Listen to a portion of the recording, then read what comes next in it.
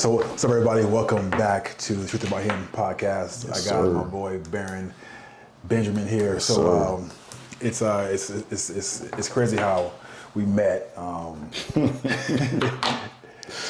was going to an event. Well, I was invited to an event by our boy Jamin. Wasn't me. Wasn't you. So it's like, hey, my boy Barron has an event coming up. Men's mental health. You got to come. Cool, I'm there. Then the day of the event, I got a call from you. Hey, Unbeknownst, I didn't even know. Got this event going on, Mike. I'm there. So we connected at the event, and then we started to build this friendship, build this dynamic, build this brotherhood, build this team, just build this right here, what we're doing. Exactly. From that point on, I mean, we've been connected at the hip pretty much. Calling you when I have breakdowns, calling you when I want to, whine and cry, and all that. So. But I wouldn't call it whining and crying. Internally I am. Okay.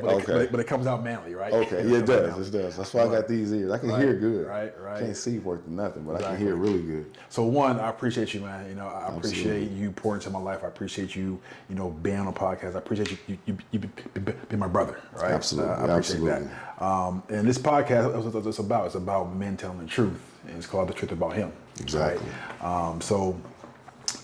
Yeah, man. Just talk to us about a little bit about you. How you got into this men's mental health game, and Yeah, man. It was for I was in a Fortune 500 company for 11 years, and all I did was build teams, and all I did was create bonding, powerful teams to be successful, and that's all I did. And then up until 2021. Whole perspective changed because that was a time for me. That year was 2021 where I pretty much lost both my parents. Yeah. And that completely changed my whole trajectory of what I wanted to do with my life, the purpose, the things that I was doing prior to that was completely different. It didn't seem like that was what I wanted to do anymore. I felt like my purpose was completely different. So I went through those stages of anger. I was depressed a lot. I was trying to hold it over and trying to make be strong for my kids and let them see this rock. But I couldn't work and do what I needed to do and be mentally healthy. So I had to basically sit in my emotions, figure out or rediscover my purpose, and change my whole perspective. So now, moving fast forward into 2024, my whole purpose is to be impactful. My whole purpose is to be a support, be a guiding light, be a lighthouse for others that are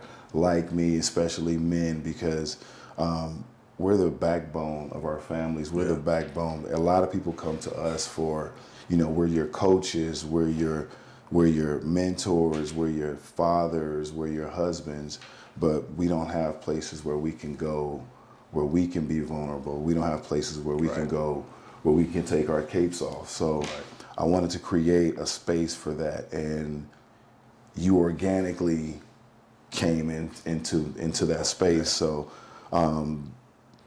this is something that has been forged together through fire. You and I are bonded at the hip.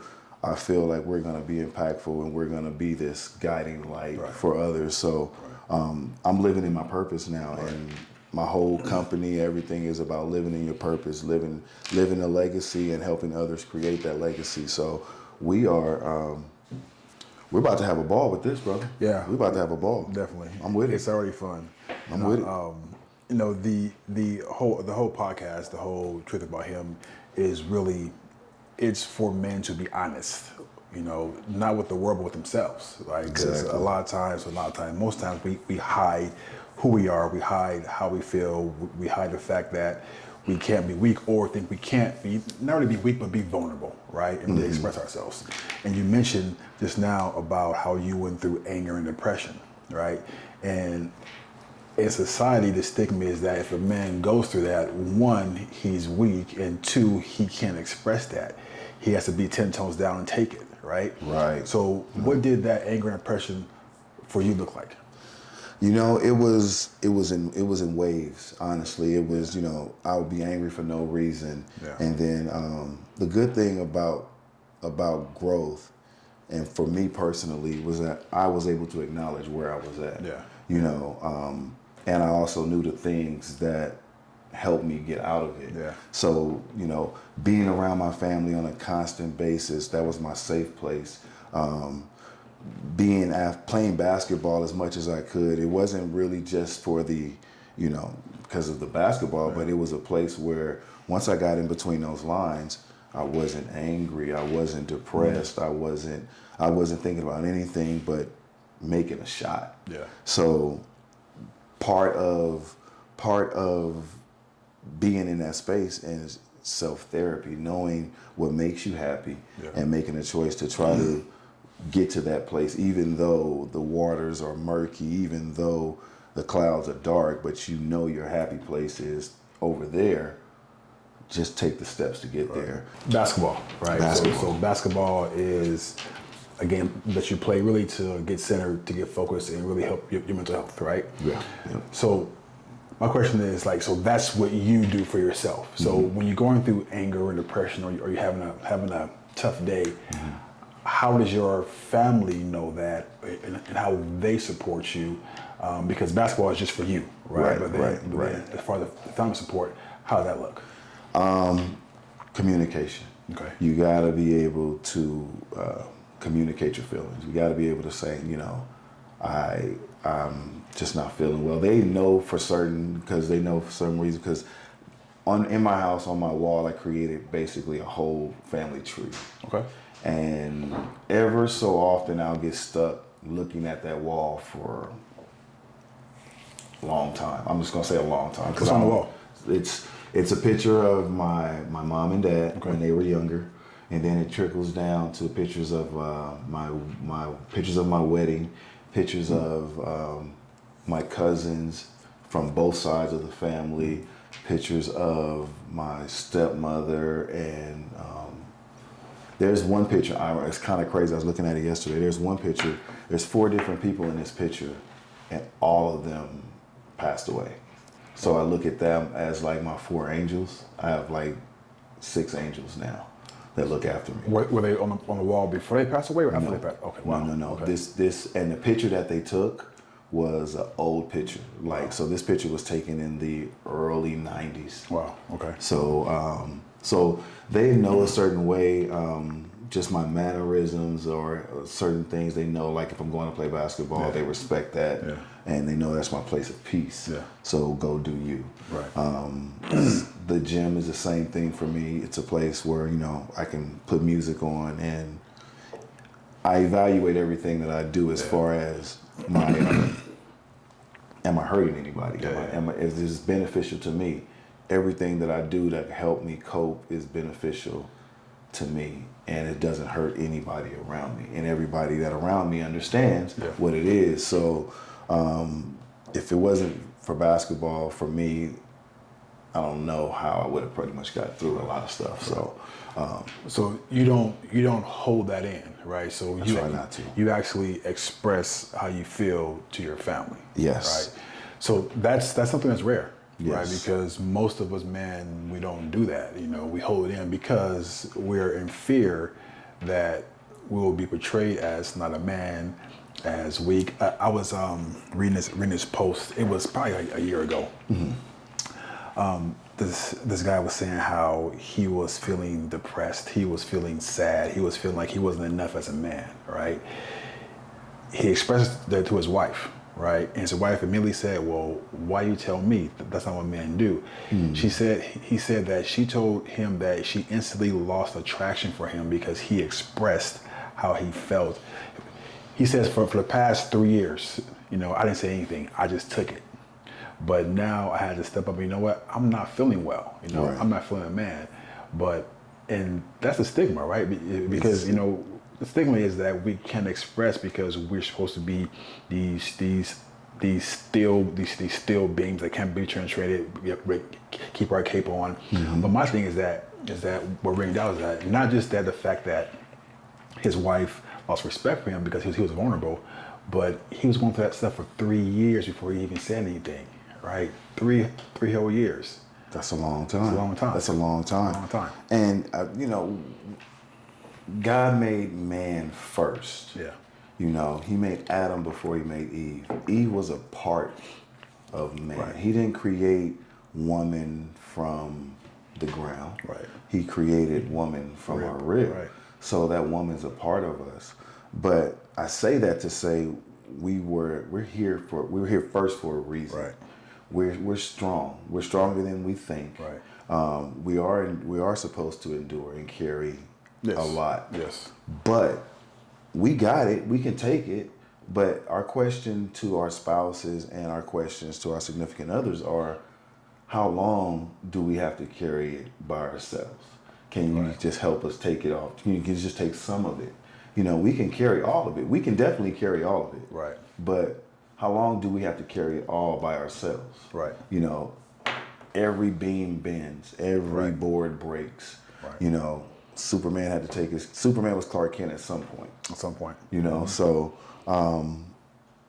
but at the same time, I believe we have to, as men, ask ourselves questions. Right. You know, I'm depressed. Why? Why are you depressed? Right. You know, and then tackle that. Right. Don't be afraid to tackle that. Some people can tackle it on their own. Some people cannot. Some people need help. When I first was going through my issues, I immediately seeked help.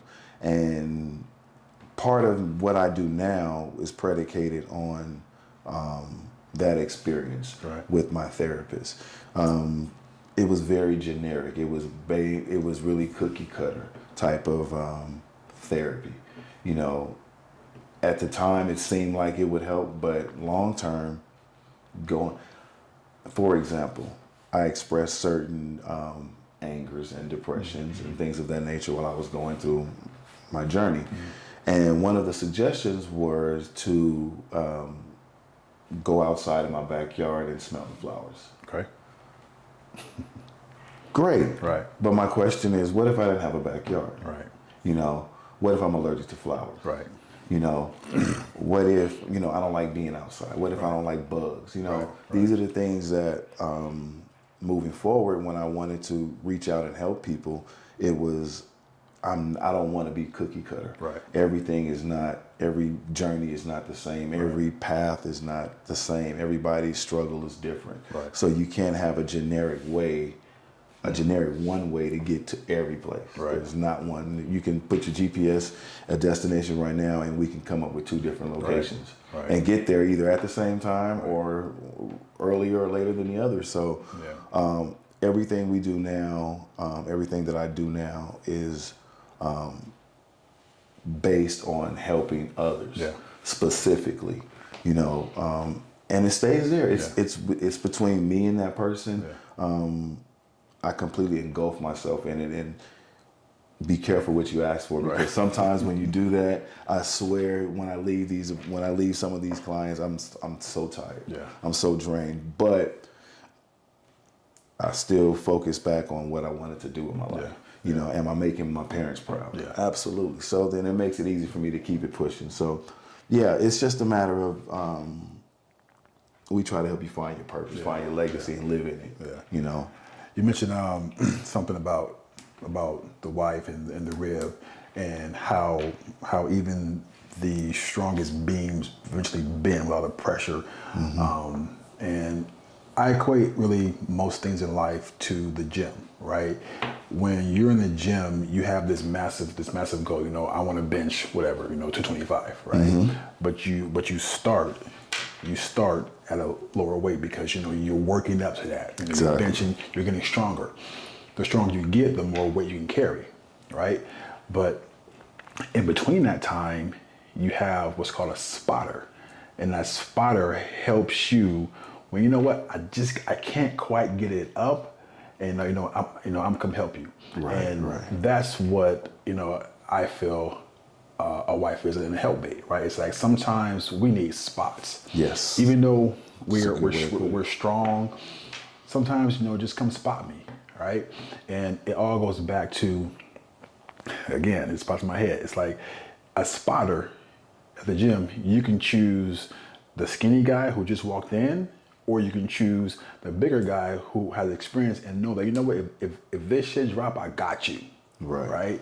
And that's what a true helpmate is, right? Exactly. So Exactly. I just want to touch on that. Go ahead. Yeah, it's when you become one and you beget a union, people tend to look at marriage and they see it as, I want to have this great wedding, I'm going to have a nice reception, Right.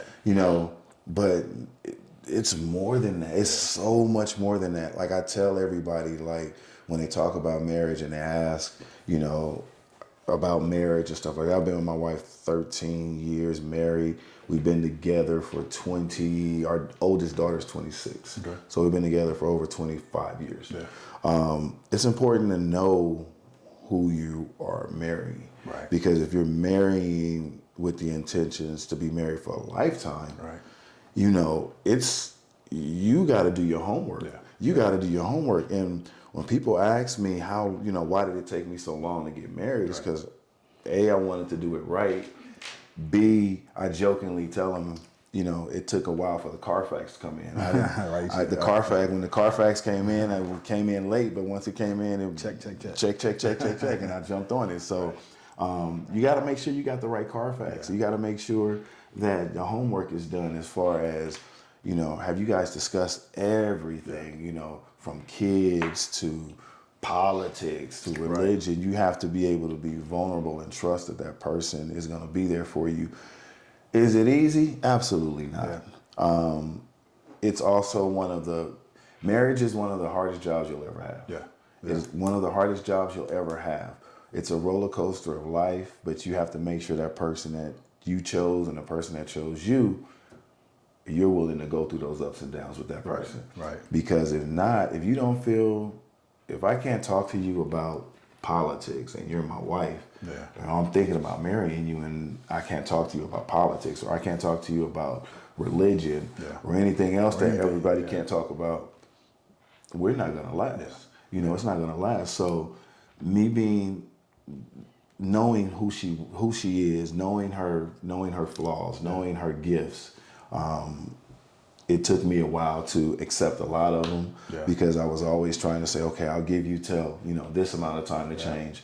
And that's not what you should do. Right. You either accept the person for who they are and love them where they are and meet them where they are, or not. Right. It's a decision. It's a choice that you make. And you either stand by that choice or you don't stand by that choice. Right. So either way, I've made a good decision. I'm cool where I'm at. Yeah. So shout out to the wife.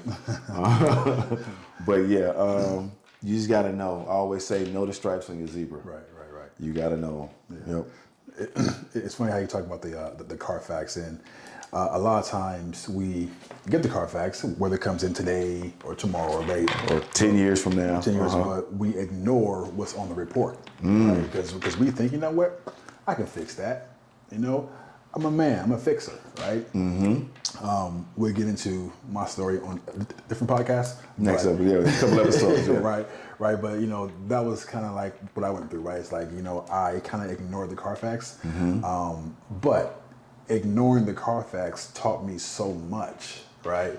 Because like we said, if I didn't go through the experience of ignoring the Carfax, I wouldn't be here with you today. Right, because it's all about perspective. It taught me so much. Mm-hmm. It made me better. The Carfax is super important. But and again, we adjust, we go through things, we grow. But the point is that you were saying you have to be able to express yourself and talk about things, and you won't always be met with open arms, because if your family and friends are not used to you being vulnerable as a man, or they get their image of what a man's supposed to be from TV, from movies, from media, Superman, Batman, Iron Man, Thor. Those are examples of what a man should be, right? Mm-hmm. But even looking at those movies, there are small glimpses of them being vulnerable, right? Absolutely. There are. But do we see that, or only pay attention to like the big strong Hulk? Even the Hulk, at sometimes doesn't want to be the Hulk sometimes. A lot of times, yeah. And then even being a Hulk, he was vulnerable. So we just need that space where we can come and just be vulnerable and really. And something I want you to touch on is that once we get to this point where we've been through so much of life and life has beat us down and life has, taught us that we can't express, we commit suicide, right? So talk to me about that, man. That's big. Again, it's we hold on. Society tells us to, like you said, man up, and we have to take accountability. We're men. We have to realize that I am not Superman. Yeah. I am not. That's a fiction. That person doesn't exist. Right. There is no Batman. There's nobody living in a cave that's up here. That's not happening. Right. It doesn't exist. So why would I try to live up to something that doesn't exist? Right. I never win. I set myself up for failure. Instead of me meeting me where I'm at and being a better me. Like I tell my son all the time, and I try to live it, be better today than you were yesterday. Right. And every step is just to be better, smaller steps. Because what happens is you keep moving forward away from what you think, what society is telling you, what you should be, and you're saying, that's not me, that's not a realistic goal. I'm gonna move slowly but surely, move this way. By the time you make these steps and you're moving this way, and you, for some reason, you may look back, that's a distant memory from where you are. So where where society thinks you're supposed to be. That's society. Society doesn't live in our walls. Society doesn't know who we are as individual men. But they always tell us, even, the word man. Superman, Batman, Aquaman, Iron Man, but your superheroes, your females, Wonder Woman, Star Girl, all of these others, they're creating, it's entertainment. I look at it as it's entertainment. It's what it's meant to be. So I'm entertained by that. I will take certain things maybe from it that may apply, may filter through my life, maybe not. But at the end of the day, it served its goal. I was entertained. I don't take anything else outside of that. Who I am as a man is who I surround myself with. Who I am as a man is how I live my life. Who I am as a man is who I am when nobody's watching and those cameras are on. Who am I? That's who you are. That shadow man. So once you find out who that person is, you either continue to cultivate that person, or you continue to feed into something that's anti that person. And so that's where the inner struggle comes from, And it's not fair to you as a person, because you are beating yourself up, as well as society is feeding you the tools to beat yourself up, and it's not fair. So we have to love ourselves. You mentioned how you tell your son, your son Sean, he produces on the show. So you tell him that be better today than you were yesterday, right? Every day. And one thing that I didn't tell you is that I was really impressed with. So at our last event, you were talking about your parents. You're talking about that experience of losing your parents, right? And you got emotional, right? First person that was there for you was your son. He came from behind the camera, walked up to you, and really embraced you and was there for you.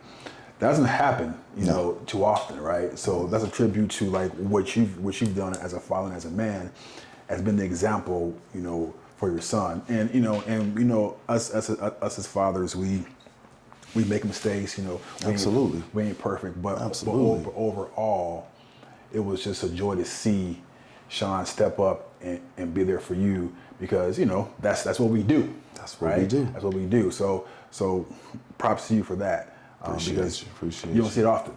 You don't see it often, but it's something that we should see more of.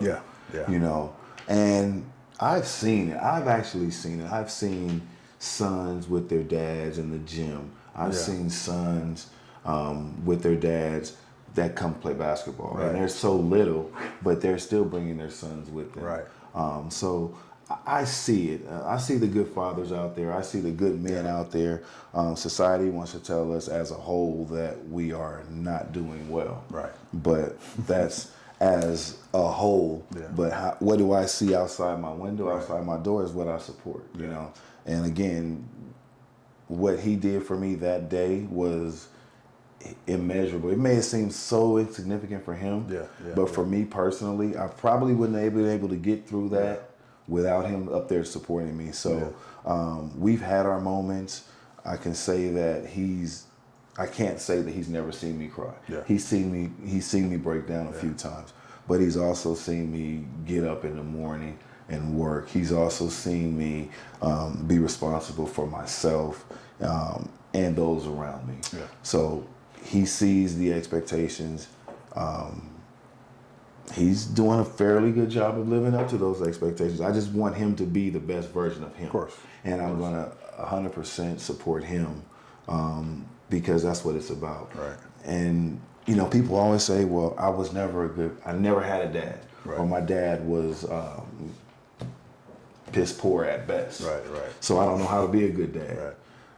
That's a lie. Yeah. Because you can learn from anything and everybody. Yeah. If you're following somebody and they go left and they're shooting, you know not to go that way. Right. I'm gonna go right. Right. So the things that I input and pour in my son are the things that I thrived for and wanted when I was a child from my dad. Right. So Same here. it kind of makes it easy for me to be the best version of me I can be for him. Yeah. Because I just take the things that, and not to say my dad was bad, it was just, you know, as I got older, I can see he was struggling when he was older with addictions and things of that nature. So, but as he got older and grew, he became a better father. Yeah. And I began to get closer to him. So I think that's what hurt a lot when he passed, was because we were very close. We were getting closer to the point where we talked at least once a week. Wow. Okay. You know, and we saw each other at least once a month.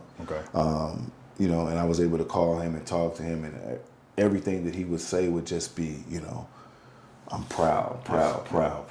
So it was what I wanted to see when I was younger, but I was still good where I'm at because I have him now. Yeah. And, you know, it was good at that point. I think that's what hurts, because I didn't have that lighthouse for myself anymore. But I know he's still proud. So Isn't that the goal for our sons and daughters, to be a better version of who we are, right? Exactly. It pains me to see when parents get jealous of their kids. It's like, that's the goal. Your goal is to have your kid do 10 times, 100 times better than what you did. Right. And support it. And support it, right? And I used to be of the opinion that, man, you know what? Because my pops wasn't there, right? He was gone. And I thought that I didn't know how to be a dad because he wasn't, how to be a man because he wasn't there, right? A man or a father. But it taught me, I saw his life. I'm like, I don't want that. Right. I want the opposite of that. So even though he wasn't there, I still learned how to be a version of a man by learning what not to do, right? Learning that, you know what? I know how it feels. I know the void that I felt when he wasn't there, right? So I don't want my kids to ever feel that void. Exactly. Right? So I'm gonna be present, right? I'm gonna be there. No matter how tough it gets, no matter how hard it gets, no matter how depressed I get, I know that I'm going to be there and stand in and stand up, no matter how I feel, right? Exactly. Because I don't believe that you have to have, it helps, but have to have a present man or father to learn to be a good man, because I didn't have it, you know. Right. I'm an example, but you can, like you said, you have to know what's right and what's wrong, and at a certain age, you know what's right and what's wrong. Exactly. Right? Yeah. You can't I didn't know. Well, yeah, you know that if someone's shooting, you know they're going left, you go right. Exactly. Right. Exactly. So having an example is vital, but I think on both sides, it shows you if you had it, man, you know, I want to be like my dad expired, but if you didn't have it, you know what? I can't do that, right? It's all about perspective. Perspective. You know, it's all about perspective. You know, if you know, people know innately, we know what's right from wrong. We know what's right from wrong. Right. And that must be the word of the day. It's our choices. Our choices. We can choose to be a good dad, or we can choose to make excuses and just say why we're not a good dad. It's Right. so easy to make excuses of why you're not something Right. than it is to just do it Right.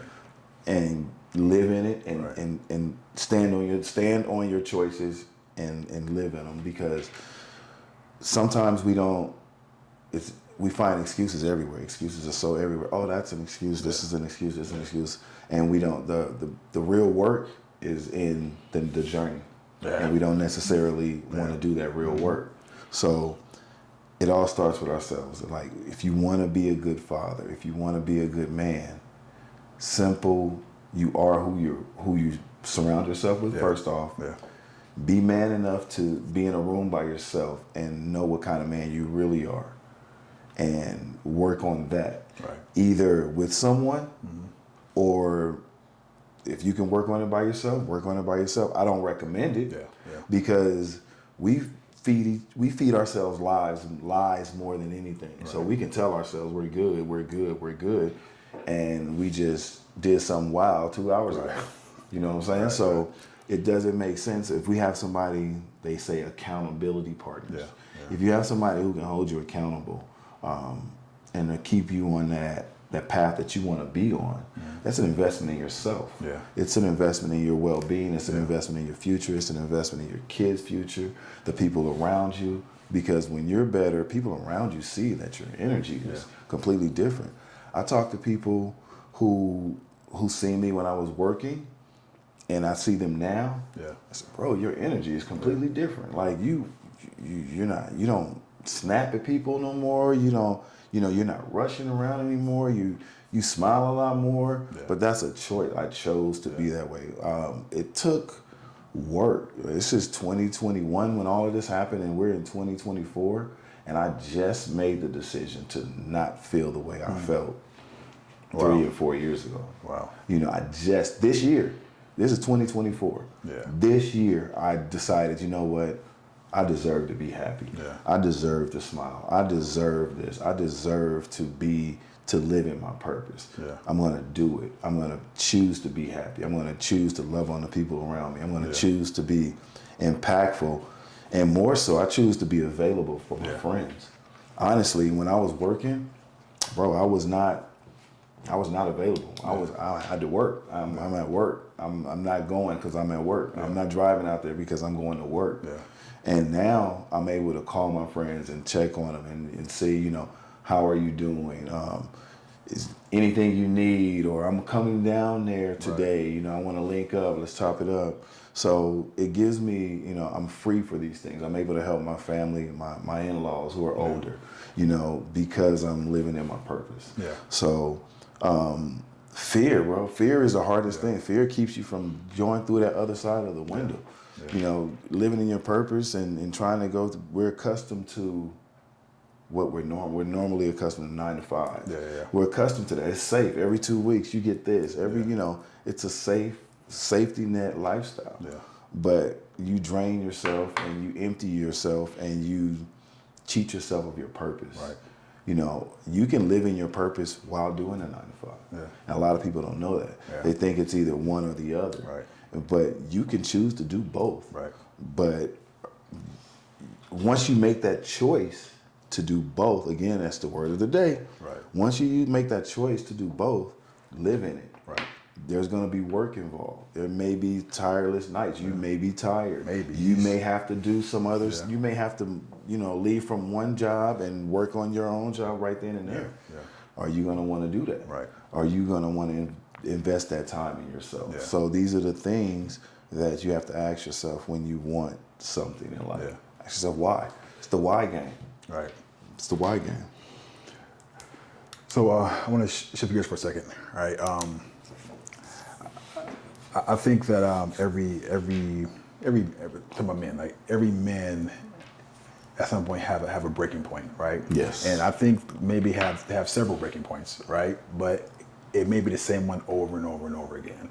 I know one that I had was maybe a year ago, and family, kids, at that time, I was still married. And so I had people, around me, and I'm at home and I'm alone. I'm eating cereal, and I just start crying.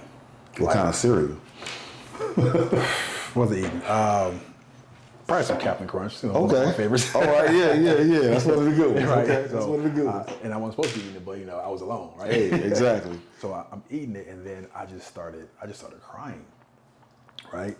It's because I think at that point I was starting to feel the weight of my life. Mentally, spiritually, financially, emotionally.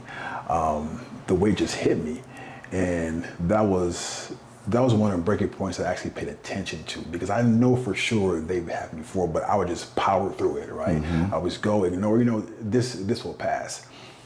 It passed for a moment, but then it was always lingering. But that one day, I sat there and I cried, and for a minute I thought that, hey, you ain't supposed to be crying, you're not, right? But then I just embraced it and let it go. A good cry is really a release of energy, right? You're releasing all the energy that you've held in for so long. And I've held that mess in for so long, and then when I released it, I went from feeling kind of bad and embarrassed. It's crazy how you can feel embarrassed by yourself. Yeah. You're embarrassed by yourself. But then I let the emotion just happen.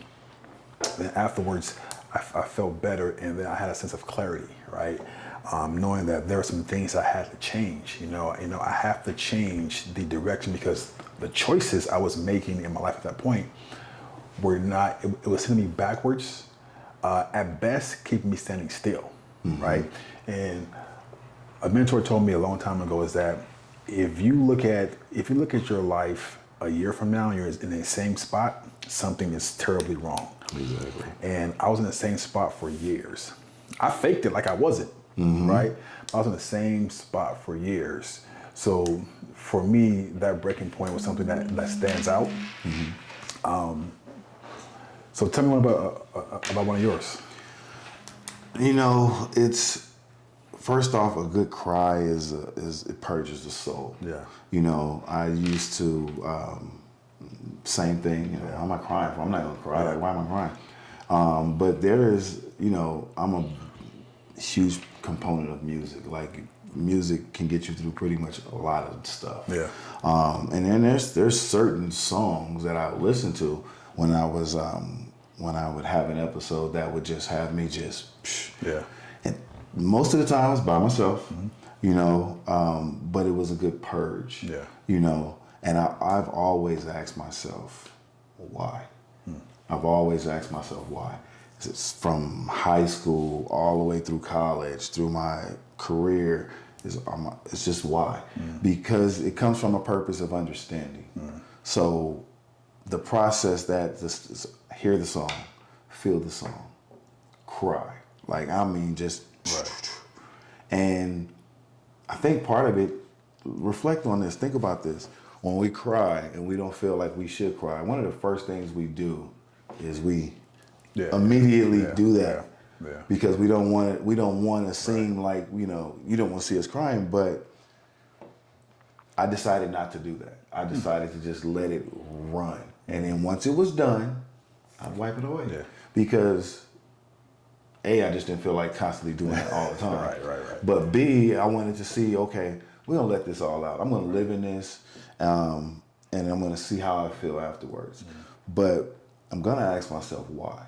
I'm gonna ask myself, why was I, why did I get so emotional off of this song? What was I thinking about? And why did that thought make me feel the way I felt? And it was a song that came on. It was one of my mom's older songs. And I have a music playlist that's just for her. Wow. Okay. And so when I listen to it, it'll take me, to my place. But because part of me wants to always miss her. Right. Part of me wants to always want her. Part of me never wants to forget her. And when I think that I'm happy or I'm in a good place, I almost kind of feel guilty. Right. So then it takes me back to, you're supposed to feel this way about your mom. You just lost your mom. Your mom's not here. She's gone. But the flip side to that is, what did your mom want you to do? You know, That's good. Does she want you to stay in this space that you're in, or would she want you to thrive That's good. and make her proud? That's good. So when I'm in a funk, I think about that. I think about what would they want me to do, because I made the choice to live my life making them proud. So me feeling this way, is it for me or is it for them? Wow. It's for me. Yeah. You know, it's not for them. They want me to thrive. They want me to be, keep it pushing. They want me to be an example for my kids. They want me to be a leader in my household. Yeah. I'm the oldest cousin. Right. They want I have aunties that tell me it's up to you now. It's you now. It's you, because we're old. We're in our 70s. We're older. Yeah. It's up to you and your other cousin. We're months apart. Yeah. So, would my dad want me to fall in this hole of depression and anger and resentment and regretfulness, or would he want me to be a true Benjamin and lead my tribe? True Benjamin like that. You know, that's what he would want me to do. Would my mom want me to be super sad over her? Honestly, yes. But she wouldn't want me to live in it. Right, yeah. She would want me to be successful. She would want me to thrive. She would want me to keep it pushing. She would want me to miss her, because she would miss us for the rest of her life. Of course, if we were to leave before her. Yeah. But she would not allow herself to fall into that hole. So why would I? Yeah. You know, so when I get into that space, I automatically go to them. Yeah. And I think, what would they want me to do? Yeah. And then I work my way out. You fall in a hole every once in a while. It's normal. It's supposed to happen. Yeah. But don't fall so deep where you can't get out. Right. You know, so and that's where I'm at with that. So do I have my moments? Absolutely. Yeah. Yes. Do I battle through it, and sometimes the days are harder than others? Yes. Right. Do I not tell those around me how I'm feeling at that particular moment, because I feel I can get through it after I come from the gym or after I come from playing ball? Absolutely. Yeah.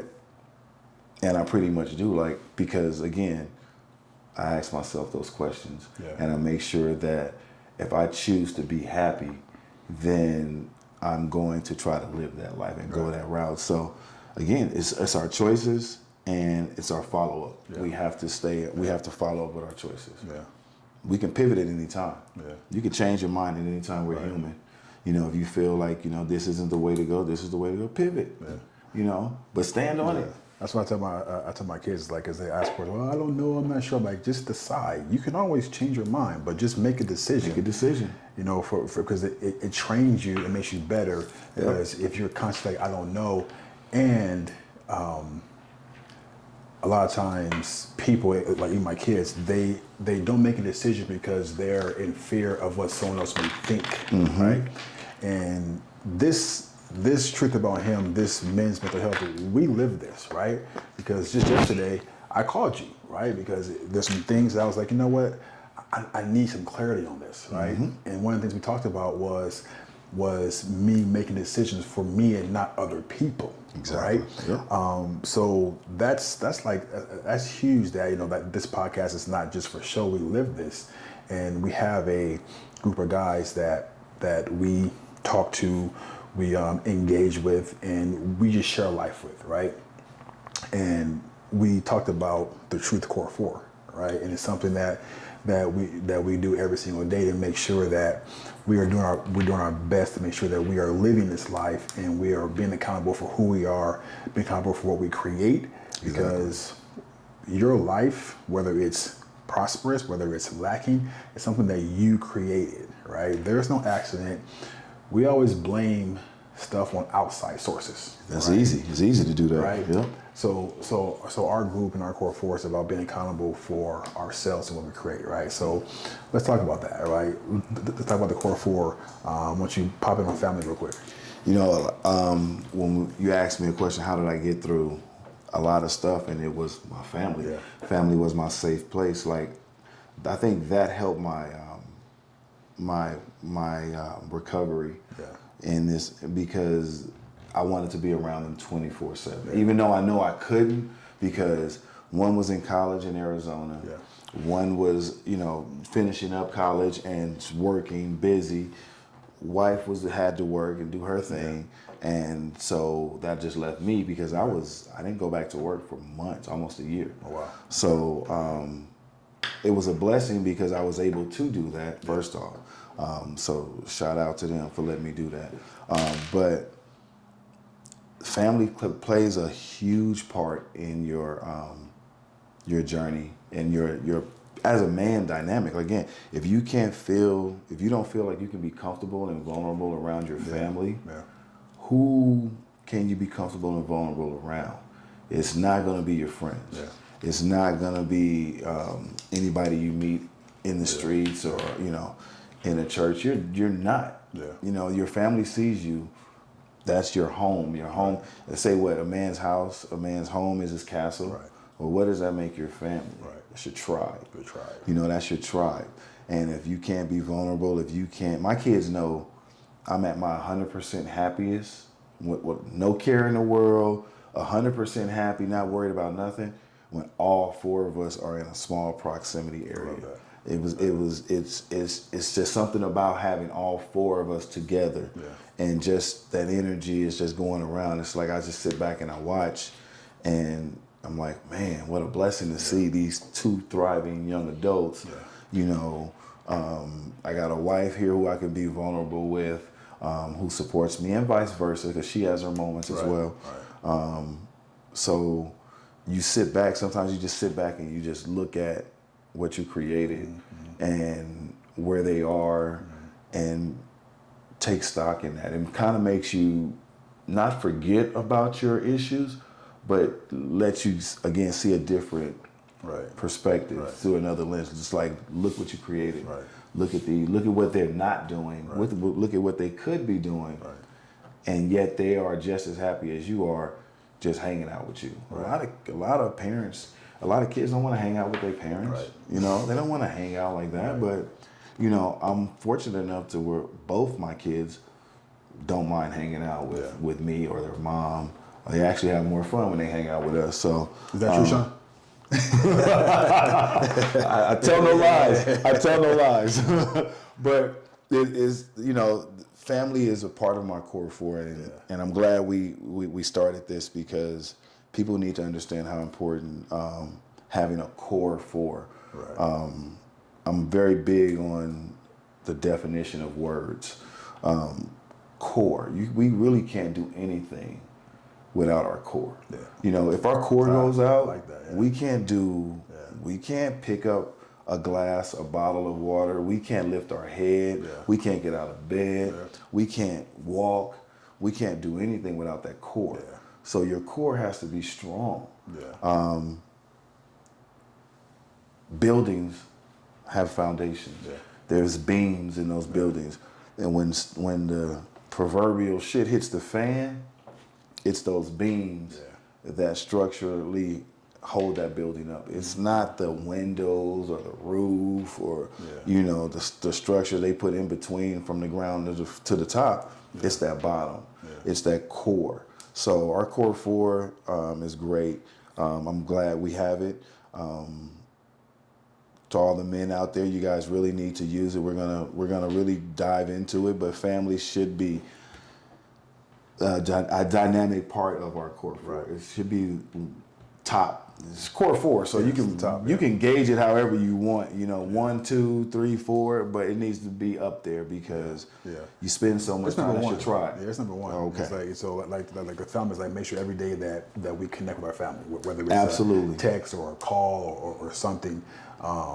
So we connect. And number two is our fitness, right? Our fitness. So like you said, the core is everything, right? So, and also when you get into a place where you are,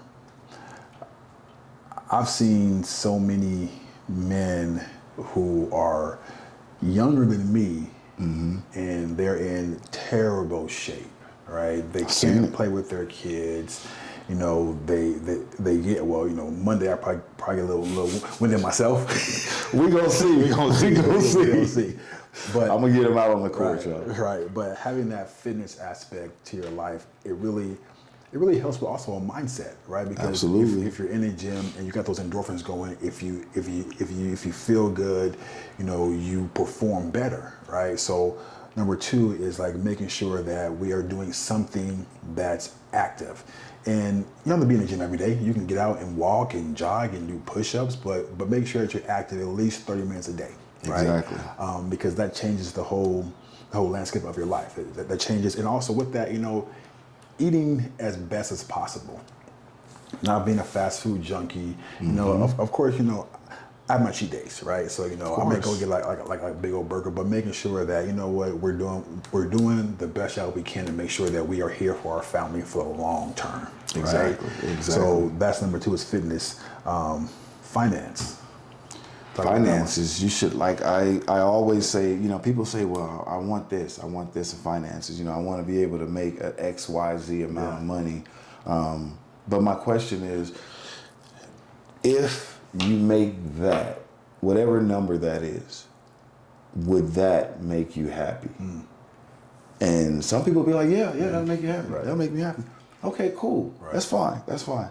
But now you are giving power of yourself, Like your happiness to an outside source. Right. I'm giving money power to make me happy. Instead of I'm happy before I get money, I should be happy leading up to that, because that changes my mindset, because it's going to be hard to get to your quote proverbial bag. You know, being happy, you're going to have stumbles, you're going to have roadblocks. It's not easy.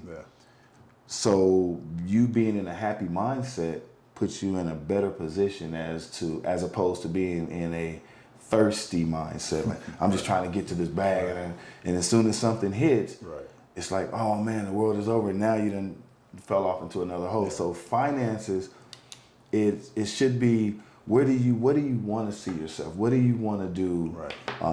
Do you want to leave a legacy for your family? Do you want to, you know, do you want to build something that's everlasting that you can pass down? You know, that to me is part of financing. I call that digging your well early. You know, if you dig your well early, all it has to do is rain, and then your well is full. So do the work that it takes. If you know where you want to get, knowing where we want to go is easy.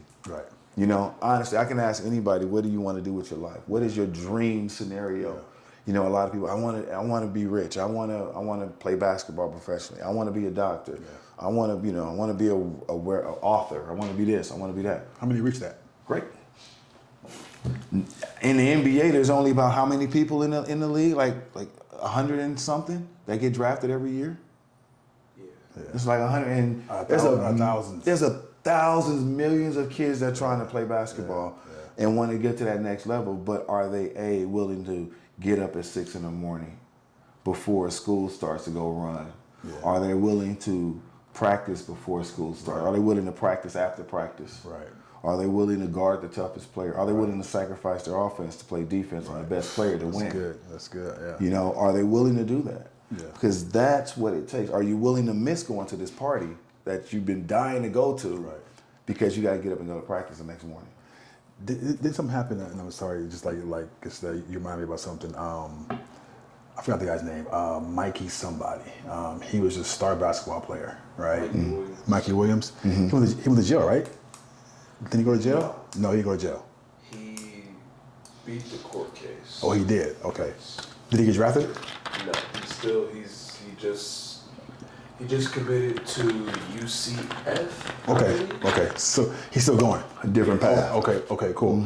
Yeah, and like that's the thing is like, you know, these things happen and like life happens, right? But it goes back to choices and like choices. And one choice can derail your whole life. How many people are in jail right now because they acted off of a temporary emotion that had lifelong ramifications, right? Choices. Right? So in this core four, this is things that we do every single day. You know, the family, the fitness, the finance, right? And this last one is, I won't say it's the most important, but it's something Definitely crucial. It's very crucial, and I want us both to touch on this, right? Absolutely. So, fortitude, right? Fortitude really deals with your mental health, your mindset, and getting prepared every single day for your day, right? I used to have an alarm that blared in the morning. So I jumped up, and my body's first reaction was in fear, right? I woke up in fear because I had this blaring alarm. Didn't know that I can change it to like a really nice sound, right? And then I wake up and I jump into my day. You know, no settling, no meditation. But for me, fortitude is important because it prepares me for the day, because out there is a battlefield, right? So fortitude is really, really how you strategize your day. Like me, I wake up, meditate, breath works, pray, read, and because I'm preparing, right? And knowing one thing that you've always said that's like my mind is like, it's okay not to be okay. Right? Yeah. And if I wake up and I ain't okay, like last night, horrible sleep. I was up and down, like, and I'm still tired right now, right? But it's like, why did that happen, right? The last 2 days, I skipped meditation, right? So my body was like, okay, something is off here. You're going back to the man you were years ago, right? When there was no, when you were not consistent. So my body was talking to me. Got back on it, right? And this core four, it's not perfect, you know, but it's to have a determined attitude. You know what? Today I'm gonna do the best I can to make this happen, right? So fortitude is really a big one for me. You know, it's structure. Structure, You know, it gives us some kind of control over our life when life happens. Yeah. You know, nobody goes to war. We don't send our troops to war without training. Yeah. We don't send our troops to war without ammunition. We give them a skill set and we send them to war. Yeah. We don't just say, take them out of high school and say, all right, go fight in the war. Yeah. That'd be stupid. We give them fortitude. We show them structure. We show them how to handle adversity. Yeah. So when it hits the fan, you know how to navigate that. Yeah. So fortitude is great. So for me, mentally, what I try to do every morning, I give myself structure. So I want to go back to, I always say, what's your why? Yeah. One of my whys was no alarm clocks. I spent over 11 years of my life answering to an alarm clock. And so one of my whys was, I don't want to wake up to an alarm clock anymore. Yeah. So I haven't woken up to an alarm clock since March. Okay. However, I still get up in the morning about 6:45, 7 o'clock. But before my feet touch the floor, I read some type of scripture, some type of word that before my feet touch the earth, I read. Like that. You know, and then I usually have a walk. I walk my dog, and we usually walk for about at a minimum mile. But during that mile, I have a book in my ear. It's every day? Every day. Okay. Except the weekends, because that's family time. Yeah. But every day. And then when I start my day, I am equipped with what I feel I have accomplished just in the last 2 hours. It gives me a sense of completion. Like, I've completed this. Okay, so what's next? And then me doing it every day gives me consistency. Right. So if for some reason I don't do it on a day, it's not the end of the world. First off, we got to make sure that we give ourselves grace, and know that life happens and we may not be able to do what we want to do every day of our lives because we still are the head of our household. We still have accountability things. There's still things that we have to do as men, but it's not the end of the world. My thing is we tend to say, oh, I didn't do it today. It's fine. I won't do it tomorrow. Right. Oh, I didn't do it for 2 days. It's cool. I'll wait. I'll start fresh Monday. Yeah. Or, you know, dang, I forgot I had to take the kids to school. It's the first day of school. I got to take them. We have PTA meeting, whatever that stuff y'all deal with kids. but I have to do this, and I'm not going to be able to do it. Maybe Monday. So now that one day turns into 2 weeks, and now those 2 weeks turn into a month. 30 days, you done built a bad habit. Yeah. It only takes 21 to 66 days to build a habit. There's a quote I saw. It said, yesterday you said tomorrow. Yeah, right? Yeah, that's facts. Yeah. So you have to give yourself grace. Yeah. You have to understand, okay, it's not the end of the world if I didn't do it today. Yeah. But I'm gonna hold myself accountable. I'm definitely doing it tomorrow. Right. Or, even if you can't get into the gym when you want. If you don't go in the morning, okay, I'm gonna try to go tomorrow night. I'm gonna go there this evening. I'm definitely going the next morning. Yeah. That's how my mental fortitude is. You know, I have to. I know life's gonna happen. Yeah. I know I'm gonna have to endure things that I may not want to endure. Yeah. I know I'm gonna have to. Oh, that's a funny story. It popped in my head.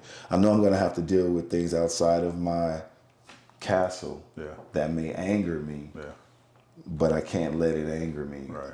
One thing you said that stuck with me was that you can't let other people's reactions or emotions control how you respond to them. And I have a little really minor stint of road rage. Minor. Right. Minor. But, people just do crazy things on the road, and my anger was like, God, I can't. I would get angry on the road, and I would say things and do things. And this is just up until maybe a month ago, 2 months ago. Yeah. I had to realize, like, look, they driving to maybe get to somewhere. Yeah. Maybe they have their perspective. Maybe there's a family member that's dying. Maybe there's a kid that needs their attention. It's not the end of the world. You get there when you get there. It's okay. People do crazy things. It's not for me to understand or not to understand. But most importantly, I had to figure out what my son was seeing. He was seeing that on the road. Does that help him drive? Does that help him? Does that motivate him to drive? Or does that feed into his anger when he starts to drive? Yeah. And if that happens and somebody retaliates, it's not my fault, but I was part of the cause. Right. So these are the things that I think about. And for a while, I used to think I was the only person that thought like that. Like, it's crazy to think like that. But I think it's the right way to think, because you are responsible for others. When you're responsible for others, you have to look at, how are they looking at you? How do they see you? How do they perceive you? What kind of energy are you giving off? What kind of person are you to them in their eyes? Yeah. That's the only one that matters. Outside of them, I could care less on how people see me. I could care less. Yeah. You can have your opinions, you can say what you want to say, but as long as those four see me in a certain light, I could care less. Yeah. But as long as I live that, so that's my fortitude, and that's why it's important. Because when life hits you in the face, you gotta have something to fall back on. You gotta have something to gird you, to support you. You gotta have something that you can fall back on when you're upset and life makes you mad. Or let's just say, it's all tied in together. Let's just say, there's a huge argument in your family. Yeah. What do? Do you blow up at your family, or maybe you just go to the gym? Yeah. Work that out. Yeah. Because that's your fortitude and how to deal with that. Yeah. So all of these tie all in together. When you are digging your well early, your finances, why are you doing that? Yeah. You're doing that for your family. Yeah. You're doing that so you can live a life that you want. And, so the core four is not four separate things. They're like four things that are all intertwined, and they support each other. It's not just for that.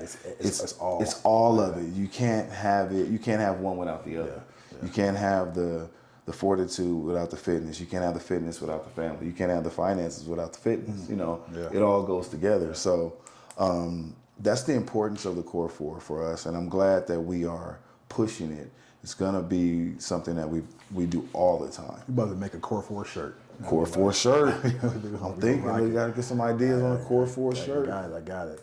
Yeah, it's we're get wrapped up soon. But one thing I want to touch on is that you mentioned that, if something happens in the family, if you're gonna blow up or you're gonna go to the gym, and how you're an example, for your son with the road rage, and something popped up, and it's a quote that really kind of like floored me and like kind of like touched my soul. Everybody in the world has been a victim of something. They've been hurt, they've been damaged, they've been traumatized. And one thing that hurts is like in order to heal from any of that, you have to realize what part you played in that trauma, right? And we all want to be a victim and blame everybody for what happens. And and a lot of times it's true, but there is a part that you played in that trauma, right? In order to heal from that, you gotta focus on you. Like, this, and the part you play is always bad. It's like, it may be, for 5 years, I allowed this person to treat me like this. I allowed them to do whatever. And that part can just be, you just allowed it because you didn't know, And that's something that I had to really step back and look at. It's like, what part did I play in that, right? What's my role in creating that, right? Because again, everything in our life we create. Right? Exactly. So, and I think I'm complete. I mean, anything for us in closing? I think when we look at traumas, and like you said, we're victims, or we try to play the victim, we do play a part. Yeah. We do play a part in that, and that's the part where you have to work on, because if you don't, it's just going to be a circle of life. It's going to be the same thing that happens when the next trauma hits. You're going to blame them, and you're not going to see the tangible things that maybe you need to work on as yourself. So that's where self-work comes in. Self-work is not just a word. Self-work is hard, because we are our biggest critics. We're our biggest enemies.